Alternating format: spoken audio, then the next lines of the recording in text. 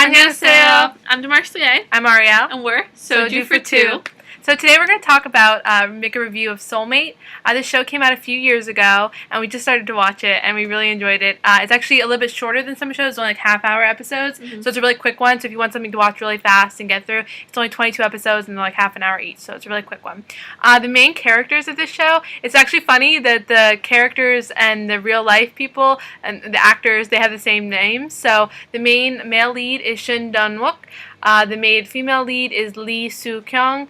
The other main female lead is Han Yoo-jin in the show, and her real name is Sa-kang.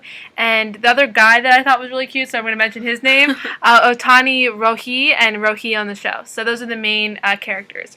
So what we think is funny about this one, we'll move right into the show, just a little bit of description of it. I sort of felt watching this show like it was two totally different shows. Up until about episode 12, it was really like funny, and it reminded me of like lighthearted. It reminded me of like the American show Friends. You know, there's a lot of just like jokes and about all the sort of trials of dating and how sort different of being in mid-20s or early 30s kind of things. Yeah, and how like the different sides of like what men think happen on a date and what women think. I think that was really like amusing. And then we got to episode like 12, and the show becomes instantly like so much more serious and more like romance driven and a lot more like the other K-dramas we've seen before. Like epic? Yeah, kind of epic. So we'll take a moment to talk about chemistry now. I mean, this one's literally about chemistry and like soulmates. And it's like, do you have chemistry? Do you not have chemistry? Can you make yourself have like good chemistry with someone else? Yeah, I think like it's definitely, for such a lighthearted show, it really made you ask like a lot of those questions. I think they sort of masked Aristotelian soulmate logic into the show, which is really funny to me.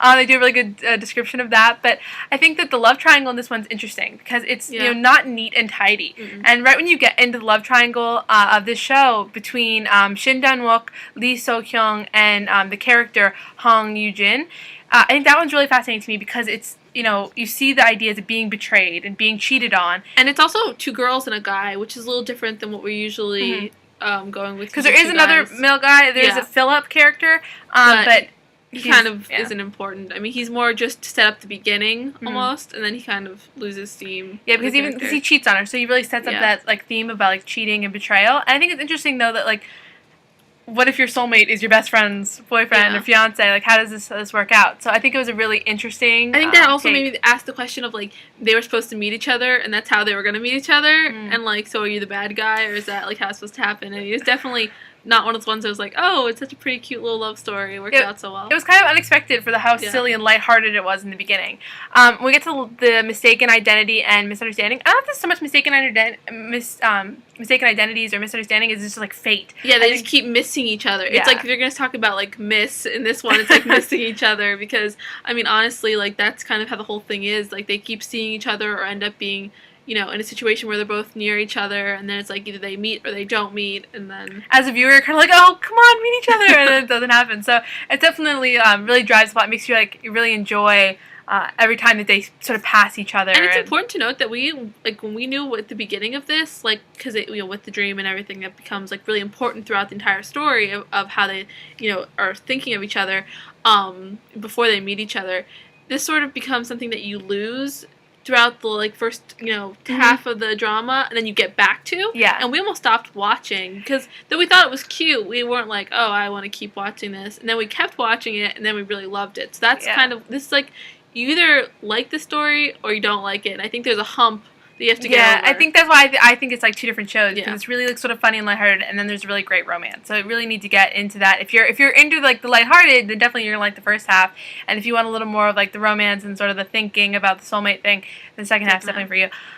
Moving on to the bad guy turned good. This is really less of that and more of just like what it's like to be like a 20-something, 30-something like playboy. I mean, also the bad guy too, potentially like of cheating or breaking up with someone because you found someone else, and does that make you a bad guy? And and it's sort of interesting, this like the looking at it from different point of views. Like, is he a bad guy because he's destined for her, but he didn't really cheat on his girlfriend, and like, did he cheat on her? It was emotional. It's just there's so much going on here that it really makes you think about this relationship. So I think it's definitely a really good if you're in your 20s. It's definitely more mature than other shows we've watched before. That's why it's more like the American show, like Friends, kind of like Sex and the City, but definitely not Sex and the City. Korean drama sketch. Piggyback rides. I don't don't remember there being piggyback rides. There's definitely a couple kisses. Definitely a lot of like that humor of like first kisses and dating and all that and sort just of stuff. Like the awkwardness. I'm pretty sure there isn't a piggyback ride though, so don't quote me on this, but I don't think there is. Kisses, yeah, there's some really good kisses in this one. Not as good as some of our others, so this didn't make our kissing list, but it's definitely up there when it comes to the romance. It's really, really great. Fashion. I think that the guys had very interesting fashion. It was a lot of workout scenes in this one. I think it was a lot of like a lot more male chests than we've seen in other shows, which we don't mind at all. But it does seem a little dated in the fashion. I think that was our biggest. Because it's like sort of late 2000s, so the clothing's a little different. You start to really notice that difference, which is funny for us. Yeah. Music. That's great a big thing. Music on this show. Yeah. I think that this is, again, like when I talked about before with Coffee Prince, the sort of idea of music being really important and playing throughout. Yeah. And that, like, as you hear the song, you kind of know it's some sort of, like, important moment. That's how this one is as well. And this is one of those things where you want to download the music you hear. I mean, I think I immediately downloaded, like, It's Come On Through by Lassie Lind right off the bat. Yeah. But I think probably one of the most romantic scenes I've ever seen in a TV show, which parallels the Garden State, Shins, when she puts the headphones on him.